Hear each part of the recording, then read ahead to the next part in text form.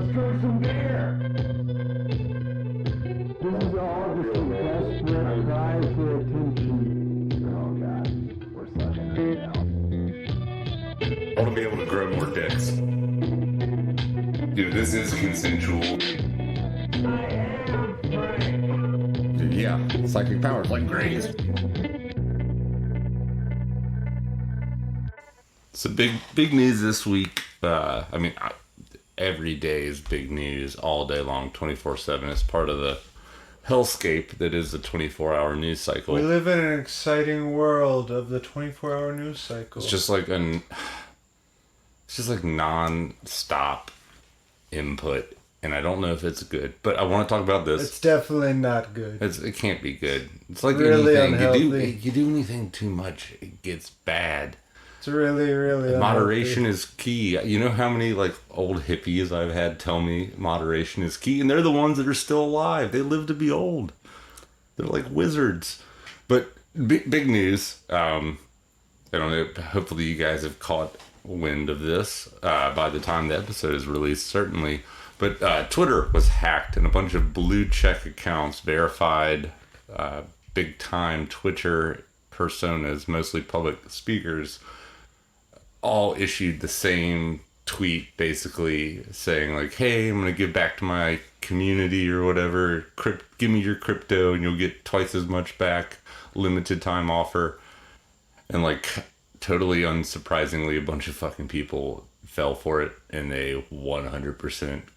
How are you smart enough to, not that investing in crypto is just like blanket statement smart, but like you got to have some sense to get to that point. How do you in turn throw it to like the Twitter equivalent of a Nigerian prince scam? Do not know, man. Dude, wild. That's People are dumb. But like, I guess the bigger implication that I've seen suggested is, and part of like the hack is that it revealed that Twitter has access to everybody's DMs, which like, yeah, no shit. But also is able to control and tweet through user accounts if they were ever to choose to. And it's like an admin level hack, like somebody from the inside did it. Damn. So like people are speculating that perhaps big name people could be blackmailed for their DM content. I hope so. God, I hope so. Wouldn't that be sweet? Luckily, I've never used that shit. I hope this finally just takes it down. Brings it down. Everything that's wrong with society right now stems from social media and Twitter and all that shit. You don't need people's 250 character thoughts broadcast directly into your brain, basically. I mean, it's like, it is baselining bullshit celebrity thoughts, and that's stupid. That is stupid. It is stupid. They don't know anything. It's stupid. They're won our Twitter sponsorship. It's okay. Fuck them. Yeah, they can suck it. Anyways, guys, welcome back to Far Out Flicks. We are your hosts, Andrew, and I am Braden. he is Braden. And we are ready to talk about some movies. A movie in particular. One movie. We didn't do a poll this week to our long-term fans and Facebook group members because we had several episodes already recorded. We don't want to do a Serbian film. We already agreed to a bonus episode. No edits, no effort past watching it and talking. But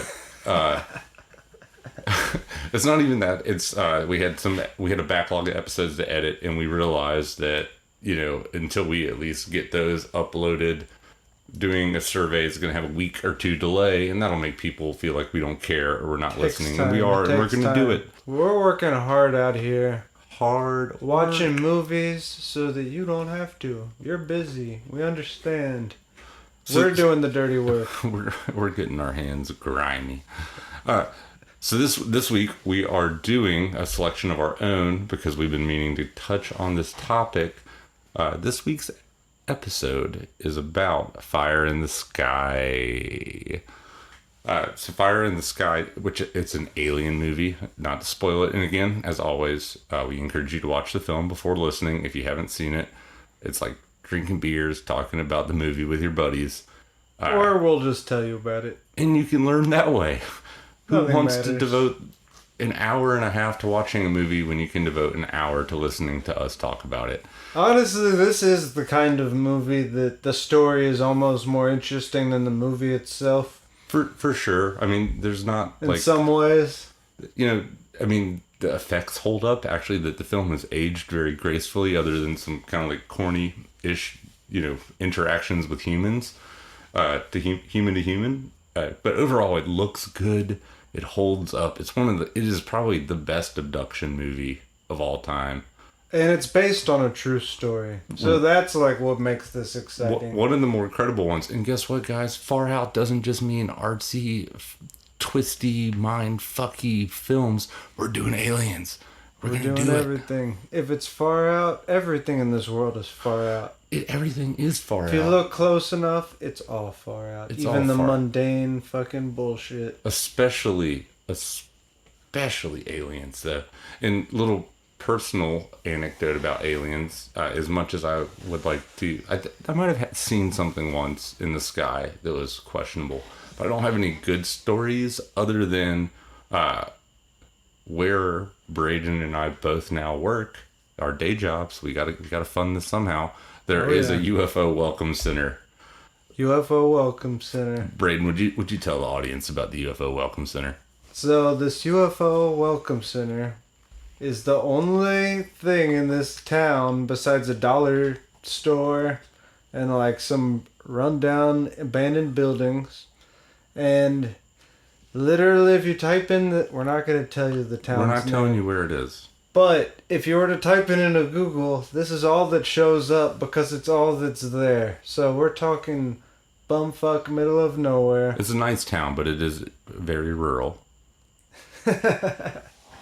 Exactly. I love me some people of said town. Oh yeah, they're But colorful. There's not a lot. It's an interesting place, as you would think for a town that has a UFO welcome center as its like tallest structure, maybe. No, yeah, go ahead. So we're talking about aliens. We're going to do aliens. We're going to do more aliens. Aliens are as far out as it comes, as far as I'm concerned. And it's like the origin of my far outedness. Yes, was dude. I had a weird obsession with aliens as a child. Me too. And I was like, fucking, dude, I would like, everything was aliens. Everything. I fucking tried to like buy alien clothes, alien toys. Alien books. I checked Oh, out alien yeah. books from the library. I read. Alien. I read about Travis Walton as a child, although it was more of just like a small section in a children's book about aliens. It wasn't super in depth, just like a noted account with bare minimum information. But Nice. this movie is about a very famous abduction case, the abduction case of Travis Walton, which is largely considered to be like maybe the most irrefutable abduction case in the U.S. or closest thing to. There will always be skeptics. It's definitely an interesting one. So it happened in 1975 in Snowflake, Arizona, and Travis Walton was a logger, and him and his co-workers and his buddies, they were all out logging as they often do. As loggers do. Yeah, exactly, just cutting down logs. I mean, what else did they do? It says it all in the profession's title. Exactly. Watch the Monty Python skit, the Lumberjack song. Have you ever heard that? I don't think I have. Oh, it's pretty good. Check it out, listeners. Check it out. So they're all just lumberjacking, and then one night they're all driving home. In the movie, it wasn't clear whether they were drunk or just cut to the chase. Yeah, I mean, well, they're loggers, they're working. Perhaps they have a beer on the job. Perhaps they crack a beer open. It's 1975. Like, Mothers Against Drunk Driving, like, wasn't even a thing yet. You know, like, people had road sodas all the time. Exactly. And it's interesting, like, in the movie, there's 6 loggers. But in real life, there were 7. Because this is based off a true story. It would have These been tough guys to all fit the existed. 7th dude into the pickup truck. They just fucking... Lapsies. 7 was too many for the movie. They thought the viewers would get confused, so... So, they're driving home. They're in the woods. They see a bright red light. And basically, they see this light. They're not sure what it is. They think it might be a fire. Seems pretty strange. They kind of drive the truck closer to go check it out. And when they get to it, they see a fucking UFO.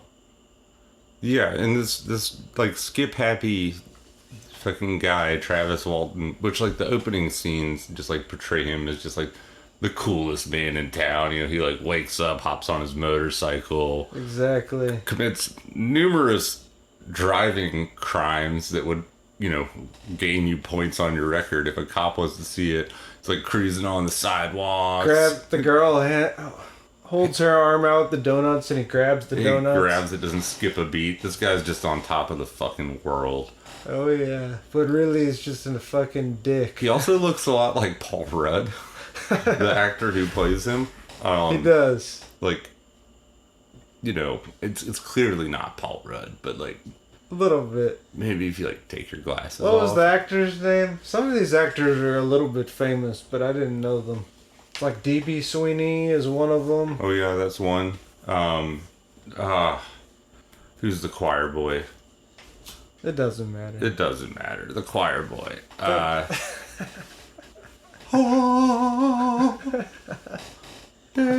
Oh yeah, that shit got weird.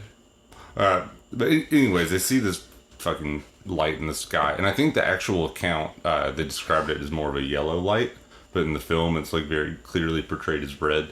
Yeah, right. And they see this craft, and this skip happy fucking moron Travis jumps out. He's a cool dude. I don't want to hate, but like we had this discussion beforehand. Like, if you see the UFO, what do? Do you go towards it? Do you leave? He is a cool dude, and if he wants to be on our show, we'll interview clearly him. Braden is of the opinion that it's a cool dude thing to run towards the craft. And Honestly, maybe that just establishes that I'm like the bigger wiener of the two of us. So I just listen. don't know if I would. I kind of want to, but I also don't want to like have a bad time. I shit you not. Last weekend, I was with my cousin and her friend, Mhm. and the three of us were at Myrtle Beach on the beach, and we had a fucking UFO experience. Like, it was totally dark, and all of a sudden, a glowing orange orb appeared in front of us, Oh yeah.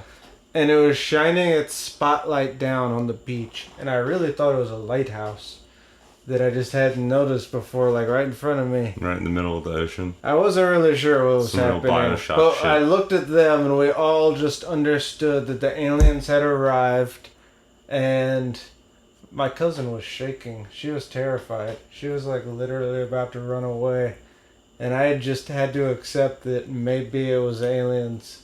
Now, I hate to be a skeptic ever because I want to believe, but what else could be perhaps orange and round in the sky?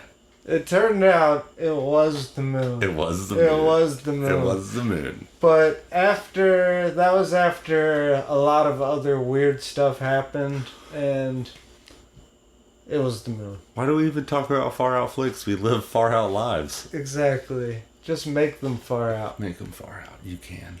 You can do it, listeners. But, So he runs towards.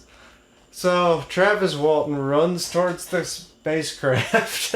yeah, happy. Dude, It's a flying saucer. his It's heels literally are a kicking him flying in the ass. saucer. He's running so fast, dude. He's so pumped. It fucking shoots its light onto him, knocks him down. No, he does this like dumbass jig. Like he's like thrilled that the craft light has singled in on him. Which like that's your time to shine. you hit an animal, like any animal in the animal kingdom with a spotlight. If for our country listeners who flashlighted an animal or two, you hit them with a spotlight, they freeze. It's not a cool sensation. It's Right. like, oh God, what's happening? That's my 2 cents. I agree. And that's basically what happens to him. He really quickly stops doing his happy dance and looks, he does the whole like neck back thing. Oh yeah. That- It fucks him up. It fucks him It's up. like what they do in The Fourth Kind, the same kind of like thing. Oh yeah. And then he flies through the air, fucking hits the ground hard. Mm-hmm. Is knocked unconscious. Dude, this like might break somebody's spine. The guy was kicked like 10 feet into the air. It was big. And then the guys in the truck in the movie, all 5 of them, but in reality, all 6 of them. Yeah.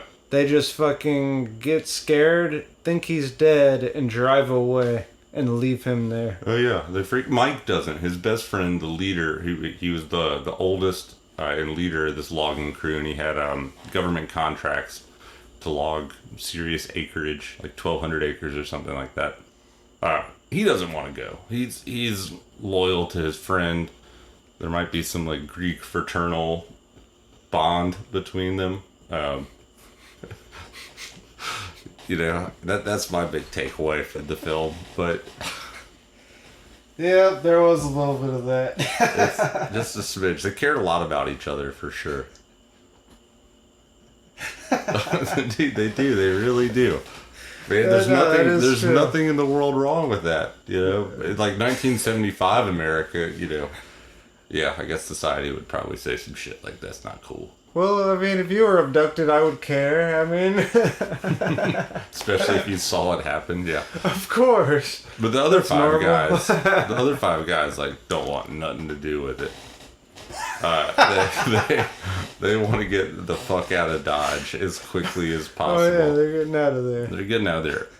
Understandable emotion, in my opinion, but so I think it's important, just from like a viewer or listener perspective, that the film kind of starts with like this old sheriff meeting up with this lieutenant for it's like a state investigative board. I think it's a CIB.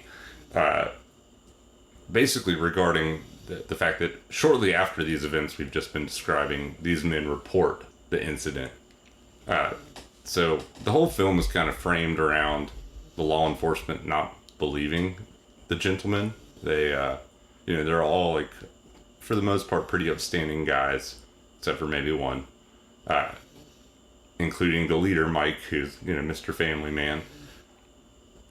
But the whole time, like, the Leos are not, like, on board with it, you know. From the get-go, they think it's a murder case, and these guys just came up with a fantastic story.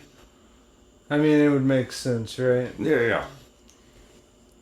But it's a lot of people, and that's what makes it even more fascinating. That's what makes it really interesting. It's a mass sighting, or, you know, and that's like the most like interesting. Exactly. Realms of might as well just say now, all seven of these people have never changed their story. It has basically ruined most of their lives. The only one you know's name is Travis Walton. He's the most famous one. And he caught some shit too. So maybe he has kind of a motive to let his life be ruined over this, but the rest do not. It's very unusual that 7 people are going to keep that massive a secret when they were like shunned in their hometown and their community. Oh yeah, absolutely. No one believed them and everyone just made fun of them. And like, you know, then you get your dickhead skeptics coming in who just like, oh, it's all a hoax for money. And like, do you think these people really want to be ridiculed by their fellow townsfolk when, like, maybe only one of them got a payout of any sort? Exactly. Maybe one of them. Maybe Travis Walton. When you, like, factor 7 people, though. And, well, let's also just say now, they all passed the lie detector test. Well, you're getting to the good parts a little ahead. But, yes, that happened. That did happen. We'll get there later. We'll get to the lie detectors. So they're interrogated.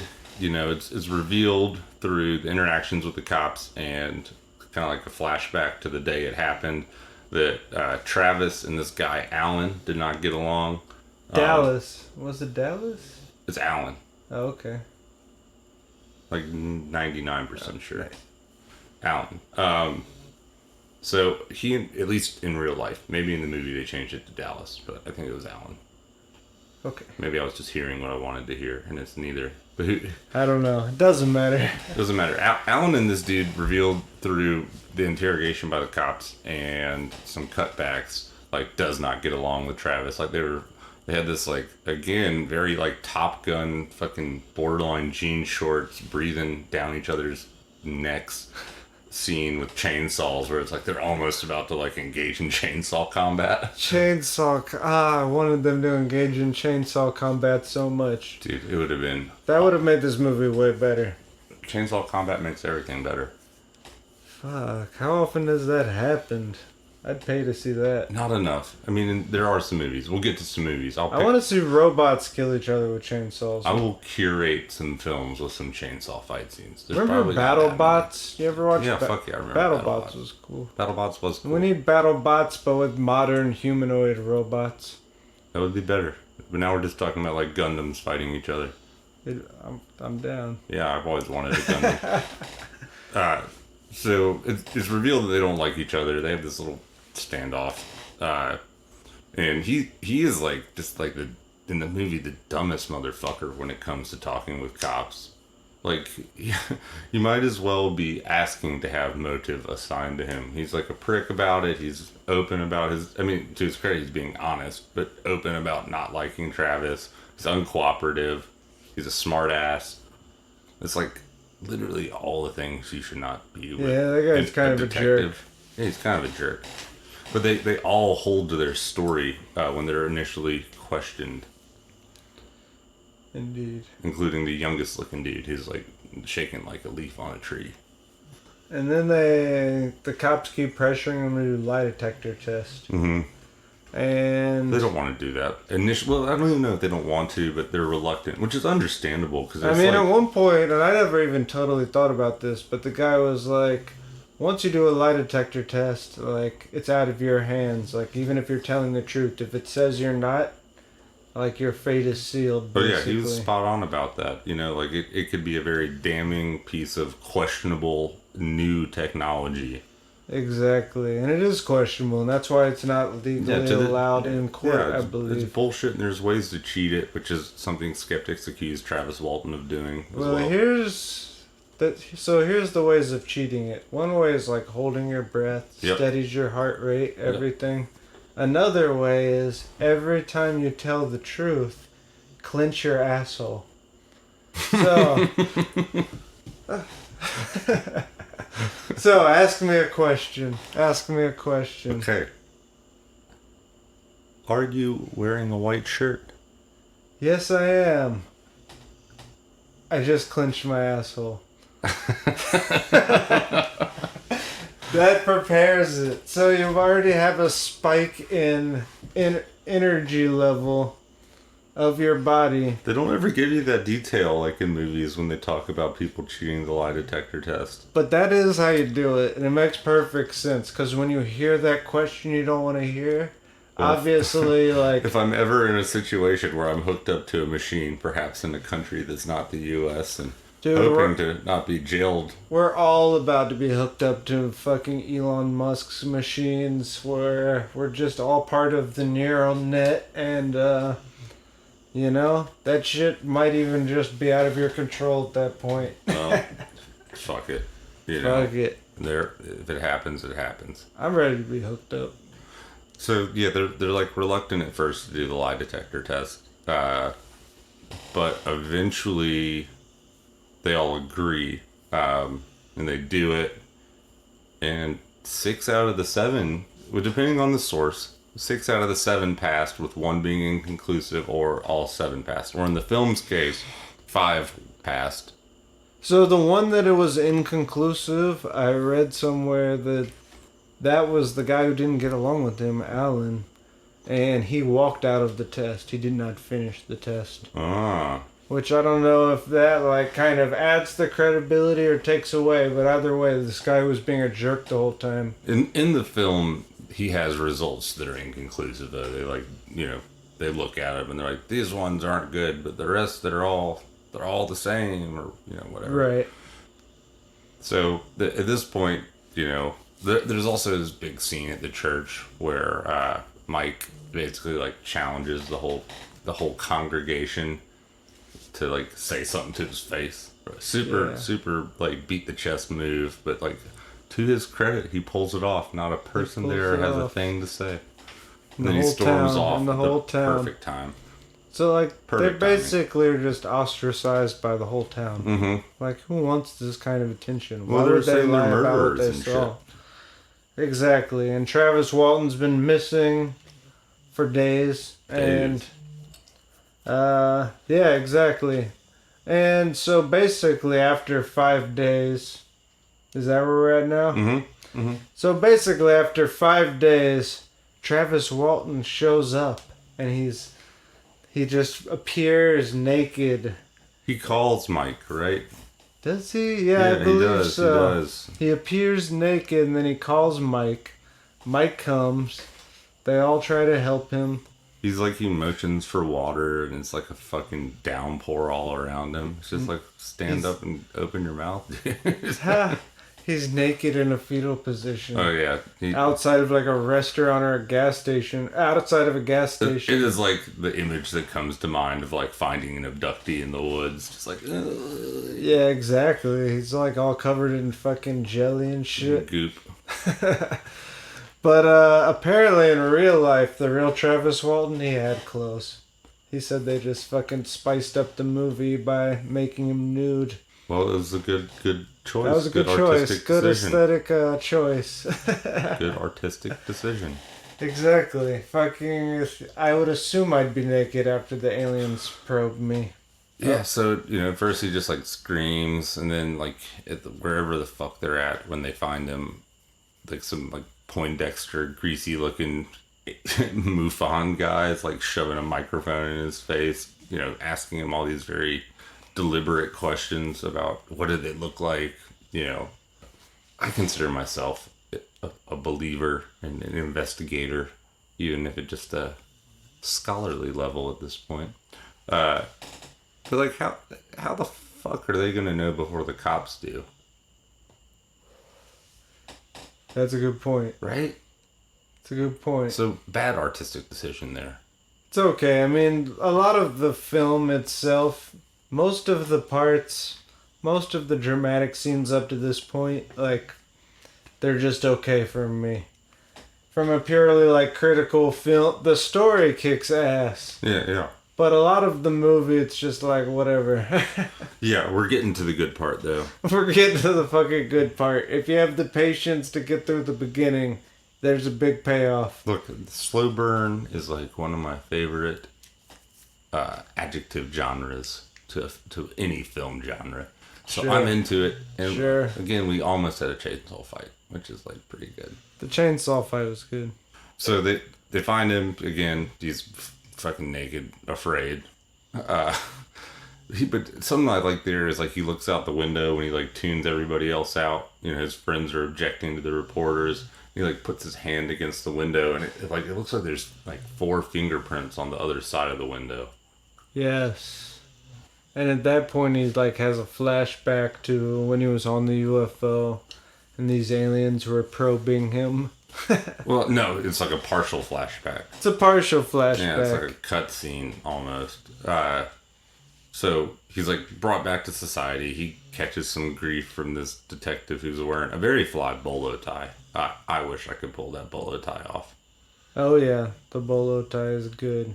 Maybe when I'm fat and old. And then isn't he like kind of a coma after that? Yeah, he's not like real responsive. Not using words. He's fucked up. Hardly. He's fucked up. Even when he's like interviewed by the CIB guy. How would you feel if aliens took you aboard their spaceship and did stuff to you? Well, you're the one who wants to run to the fucking light. Well, I'm just saying, just to know, man. Someone's gotta take the hit for science. For science, you're right. The ultimate sacrifice. I do believe that. I mean, even if, of course, All right, I'll do it with you. Fine, you convince me. Go to the alien spacecraft. Fucking Heaven's Gate style. So he comes back, interviewed by cop, and then he comes home and there's like a big welcome home party, and he's like real, kind of like skittish, I guess, around all of it. But He's traumatized, and he's got a wife who's his kinda wife, hot. yeah, she's a hot redhead, which is like my thing. Hot redheaded listeners. I am single, but she like directs everybody to like dining room or whatever, and this dude like schizoids out and is like hiding under a fucking folding table in the kitchen or whatever. Oh yeah. And like a bottle of syrup gets knocked over, and we get this like slow creep of the syrup, and it like or honey. I think it might be honey. He's freaking out. And it like drips on his face. His wife finds him. Reminds him of the goo. And that's when it jumps to the fucking the full gooey flashback. Scene. So this part's awesome. The goo. This part's awesome. Mm-hmm. He fucking wakes up. He's in a fucking jelly pod. Jelly pod. And he fucking crawls. He breaks through the gooey shell. The membrane. Crawls out of it, out of the membrane. Mm-hmm. And then he's just covered in goo. Oh yeah. Insane in the brain. And then he just floats through outer space, like flying around. There's no gravity. He's on the spacecraft. Yeah, he's moving around. He fucking kind of attaches himself to the jelly-like wall and is pulling himself with along. the other pods. Other jelly pods. And then he comes to this room where there's these aliens. They look like aliens. The torso. Oh. Right after he wakes up in this jelly pod, he crawls out. And then immediately he realizes there's a torso. It's like a skeleton of a human. It's like partially decomposed, but like not all there. And it's kind of just like stuck in the jelly. Yep. And he freaks out. And then he kind of just like floats in his anti-gravity chamber where the walls are all jelly. And he kind of grabs onto the side and he's pulling himself along.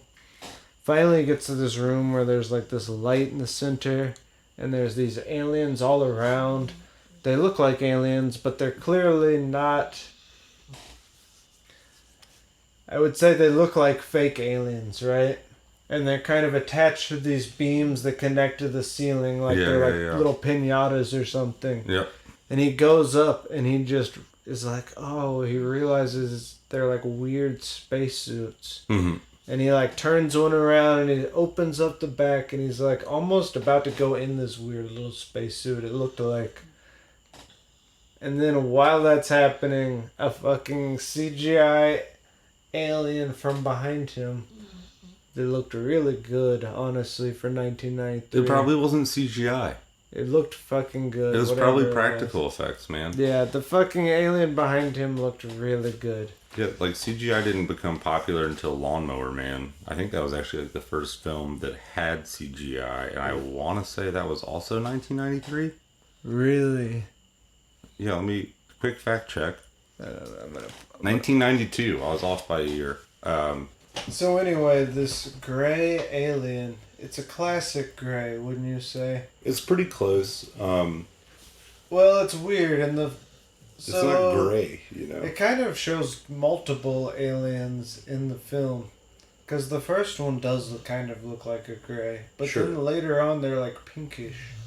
They're like the Minion, the smaller, more like labor humanoid aliens Interesting. in gray lore. So, in gray lore. Yeah, that's like something that's been reported by some, purported abduction cases, is that there are like bigger grays and smaller grays. With like slight physiological differences, but the bigger grays are like in charge, and the smaller grays do like all like the lab assistant work. Really? And or abductions. Yeah, something to that effect. Wow, I did not know that. Yeah, I'll get you some links. Gotta get those links. Gotta get them all. So they have little minions. Yeah, That's but good. like I don't know like how true that is to this story necessarily. Well, that's what it looked like to me. Fuck, at the beginning. So a big gray, while he's looking at the suit, the spacesuit, which looks like an alien, a bigger alien comes up from behind him. It's a big gray alien. The classic grays, they have small bodies, large heads, large eyes, gray skin, and no nose or ears. Yeah, real narrow eye slots. Exactly, it's the classic alien that you always think of. I want bigger eyes. I think like part of the creepy effect is like the giant black almond shaped eyes that just like it's like a mirror looking back at you. So the minion looking grays like grab him and drag his ass, through this like weird hallway. So apparently gravity's a thing again, or in parts of the ship gravity's a thing. They seem super strong. And they're kind of manhandling them. Weird little pink aliens. Yeah. And I'm trying to describe it. They kind of look like Groot from Guardians of the Galaxy. Exactly. They look a lot like Groot. They look a lot like Groot without the spiky Bart Simpson hair. And like the rest of the tree body. But like facially very Groot-esque. Exactly, which is fucking good special effects for that time. Honestly, I was very impressed. Well, it was the special effects company was ILM, right? Yes. Industrial Light and Magic. Exactly. Which, what else did they do that we've covered? Probably a lot. Oh no! They in the Mouth of Madness, they were the special effects company for that. Nice. As well as a number. I don't know if those aliens were puppets or. They definitely were practical, but so they drag him into this weird, humid-looking room. That's what it looks like to me. There's like steam or fucking fog floating around everywhere, and in the center there's like a very well lit like operating table. Oh yeah. And they fucking throw him up on there. He doesn't like it, as you would imagine. He doesn't like it. He's thrashing. They chain him down, and then they put this contraption on his face that holds his eyeball open. No, they put that fucking blanket on him, and it's like it's vacuum sealed him. Oh yeah, which is a type of kink. Not that that's something I'm into, but I have seen and heard tale of it online. Sure, like plenty of times. Vacuum sealing. Oh, vacuum sealing fetish? Vacuum seal somebody. It's like you're like Han Solo. Like it's so satisfying to vacuum seal something. Of course, that's a fetish. Of course, vacuum sealing a person is like the logical next step. Exactly. You got a good vacuum seal sesh as some meal prep, and you just thought, by golly, I'd like to do that to Susan. Exactly. Love it. But they suck him down to this table.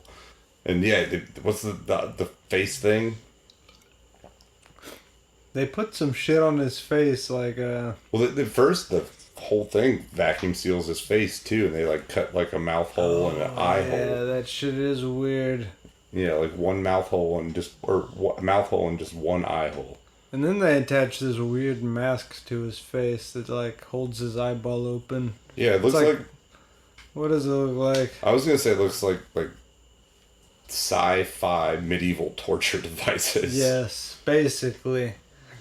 And then the aliens are all around him. They're holding his eyeball open with this machine. And then they have this like crazy...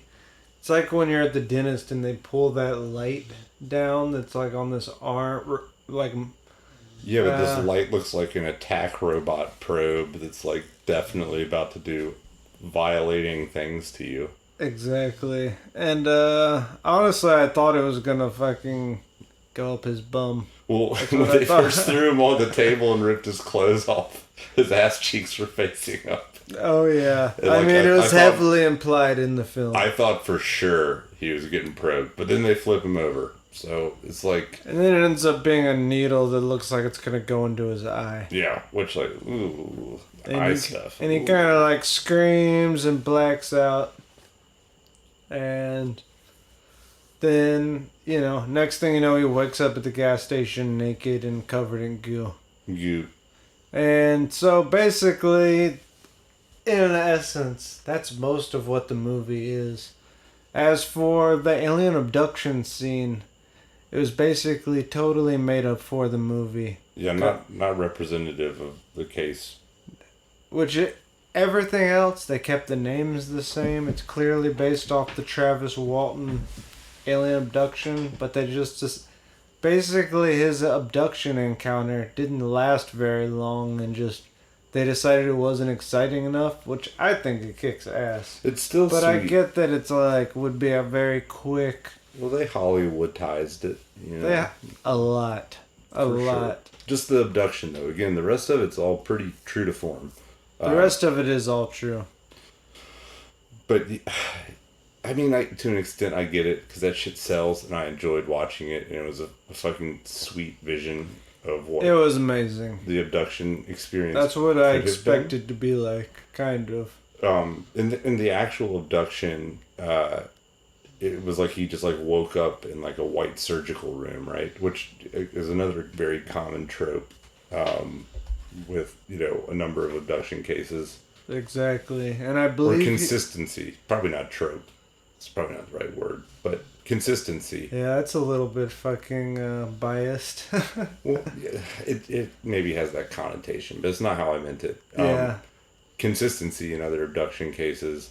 And he like... Doesn't he like fucking get physical with the aliens? Like, So like he basically wakes up on this he wakes up on this operating table. He's surrounded by, I believe, 3 greys, and he described them differently from how they are in the movie. They're classic greys. Believe they have no clothes, and they just have gray skin, giant eyes, giant head. Mm-hmm. And he said they were like pretty frail looking. And they were all around him. And then when one got close, he like pushed it. And he just had like an instinctive reaction where he like knocked it into the other one and they all fell down. And then apparently they all just basically ran away. Like they freaked out, realized he was fighting back, ran away, got out of there. Then all of a sudden a human looking person in a suit with a helmet, a space helmet, enters the room and he says, "Oh, come with me." He's motioning. So he follows this guy in the space helmet. And then he goes to another room with 3 more people, 2 men and 1 woman. And he said they looked human, but their eyes were bigger. Hmm. Indeed. Hybrids. A And long-held belief of mine. Maybe they are hybrids. And these ones did not have spacesuits or helmets. And they were just chilling. But then the girl did just grab him and put this face mask on his mouth and give him this gas, which basically made him pass out. And that was his last memory.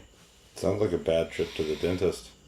Sounds pretty bad. Or an awesome trip to the dentist. Or a super awesome trip to the space dentist. Yeah, I think that like in and of itself, you know, it'd have been cool if they had that part with the other humanoids with the big eyes. Well, I think that's a very important... Listen, if this story is to be believed, and Hollywood is obscuring the facts, I mean, basically, if it is true, we need to know everything as it is. For sure. And speaking of obscuring facts, when we were doing research for this episode, we did some interneting, and there was a surprisingly low amount of information or relevant hits when searched through Google. Yes, could not find anything on Google that was useful. The Wikipedia page is like embarrassingly short. It has nothing. And then, so... I've read longer Wikipedia pages about like off-brand fictional characters than like the entirety of what Wikipedia has on the Travis Walton abduction. Exactly. And this is a pretty famous one. It's one of the most famous ones. The most, other than maybe Betty and Barney Hill. Yeah. But we couldn't... DuckDuckGo. We looked on DuckDuckGo and got a lot more relevant hits. So it's almost like the Google is suppressing the fucking information. They all are, man. They're all fucking goods. It's because they got their fucking technology from the aliens. Of course they have to protect them. Roswell, fiber optic research starting very shortly thereafter. Is it a coincidence, listeners? These are the far out thoughts that we hope we leave you with.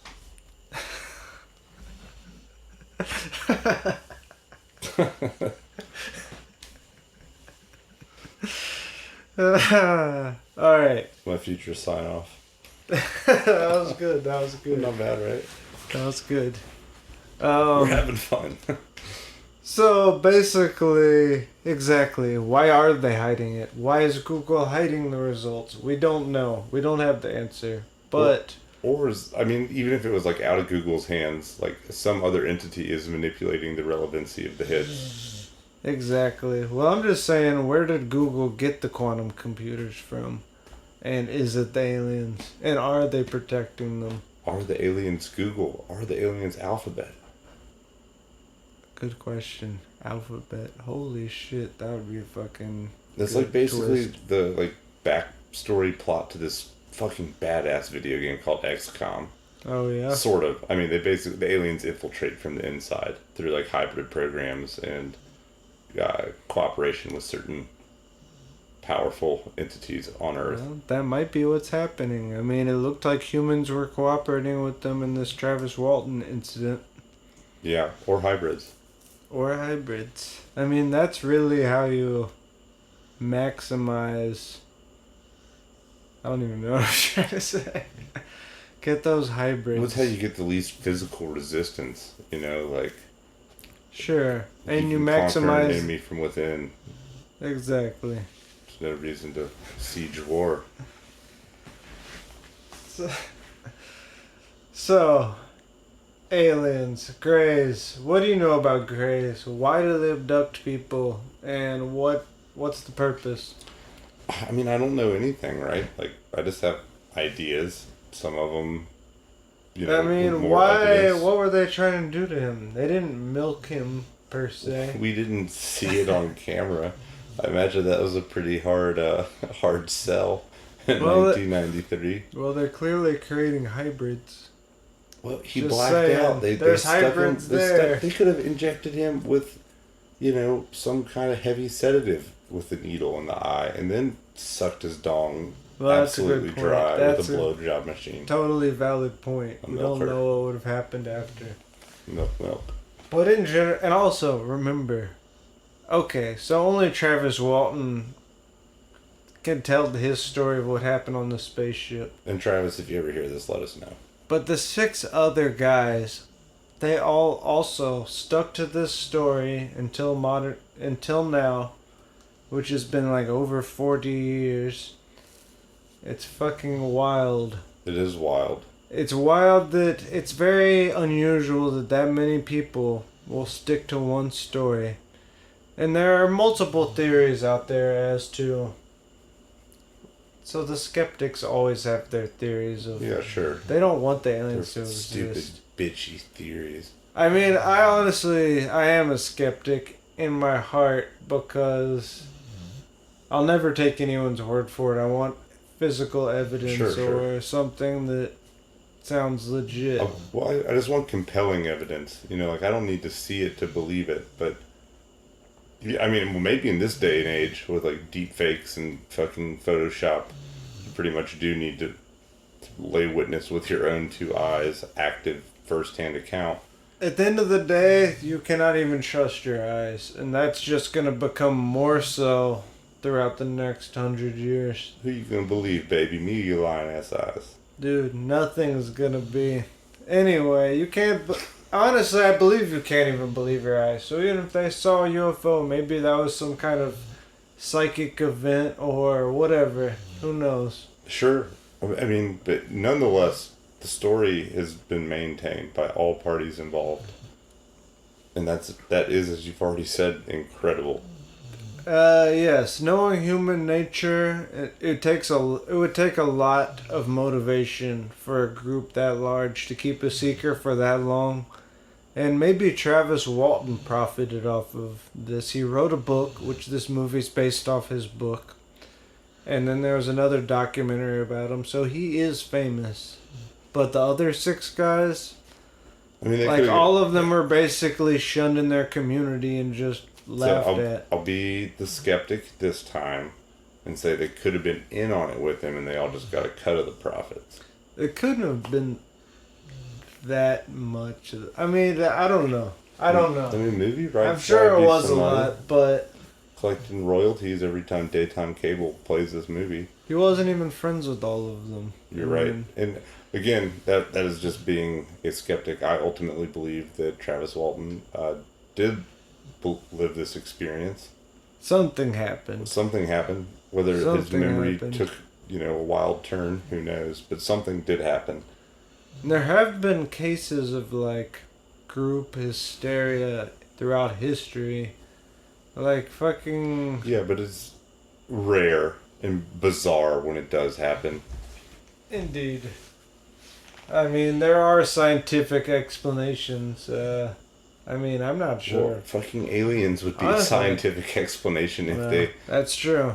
It could be. It could be a scientific, verified explanation that our government is just keeping from us. Well, makes sense to me, man.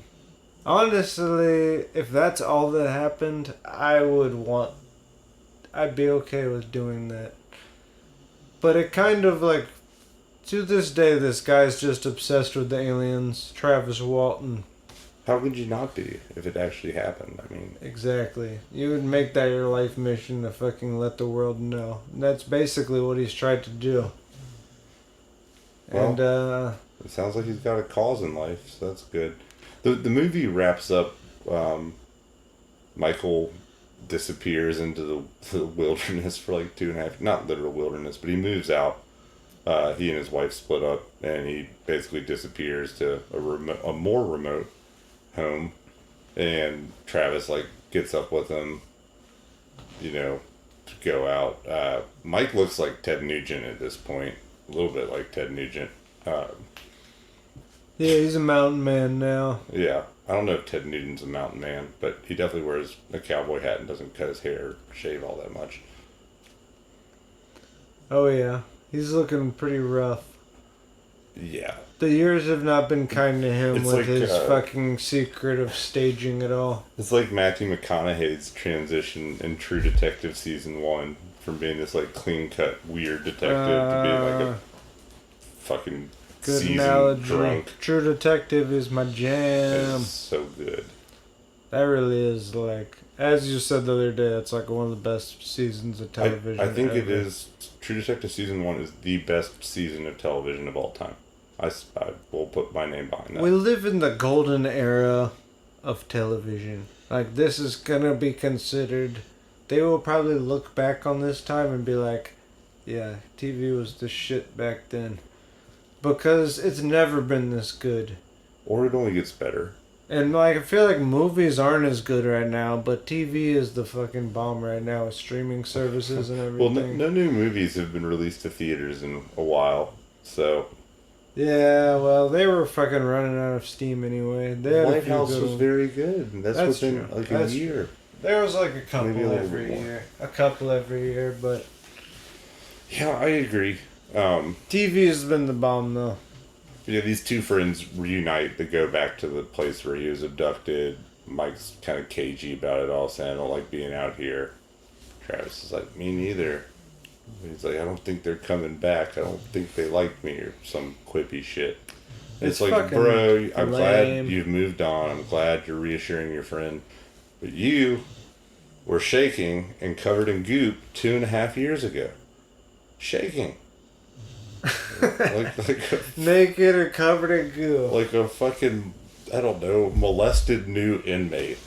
Shaking, got him. shaking They in got the him. fetal position. Fuck They by got- they- aliens. They fucking got him, man. They put that needle in his eye. That's not all they put in. Fucking intense, man. Well, yeah, obviously. I mean, according to his account, the half breeds. Dude, the hybrids. Yeah, they sucked his seed bone dry to make their little fucking mutants. Why do they want to do that, man? To take over from inside. They keep making them more and more convincing until they infiltrate the planet. Makes sense to me. Why not? What is Alphabet? That's my next question. If we're It's gonna the go company down that that, owns Google. I know, but like, where are they based out of? Fucking the moon? I don't know. They're very secretive from what I can tell. Should look up on DuckDuckGo. They are fucking secretive. It's not going to be on a Google They call search, that's themselves right. Alphabet, but it's really just like 5 fucking grays who just sit in the conference room. Yep, controlling Earth. But yeah, all in all, pretty sweet film. One of as we've already said, one of our favorite alien films. It's a great abduction scene. That is what I think about. That sets the standard in my mind. Well, you saw it when you were pretty young, right? I saw it when I was like 9 years old. Oh yeah, I was that'll stick obsessed with you. Back to that, I was obsessed with aliens. I fucking everything about aliens I knew about, and I watched this movie early. And yeah, that shit fucked me up. It really fucked me up. Especially the part that really disturbed me was when he first goes into that room and there's the aliens hanging on those things. Yep. Like, they look fake, but they also look like aliens, and then he kind of discovers that they're costumes or something, but it's never clear whether those are alive or not. That part freaked me out.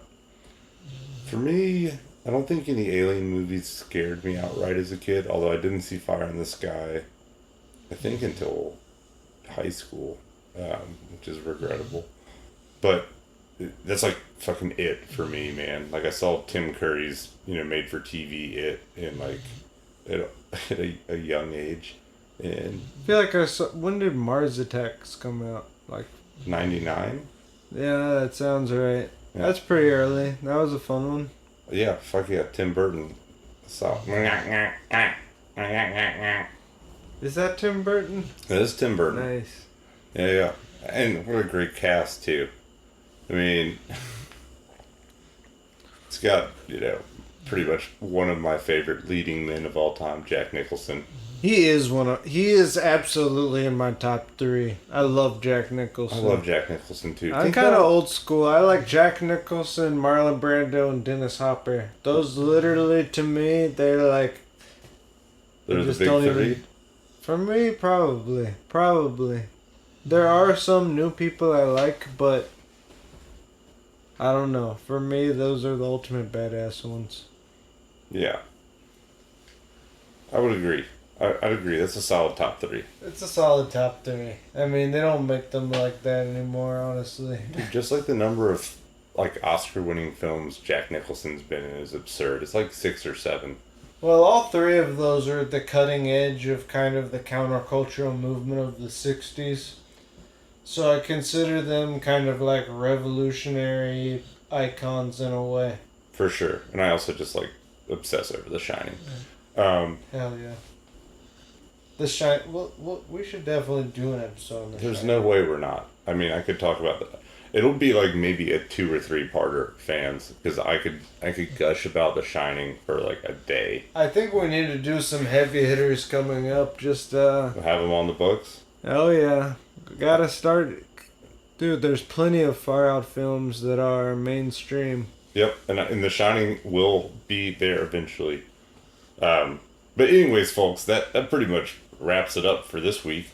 As always, don't forget to subscribe, like, give us 5 stars, comment, do something, show some love. Fan mail, fan art. Exactly. Stay busy during these crazy You times. guys could even stalk me at this point, and I would be okay with it. I don't think that's a good idea to say. Man, you want to run towards the light, I'm going to invite stalkers. Fair enough. Keeps it interesting. Yep. Alright, until next time, this has been Far Out Flicks. Hey.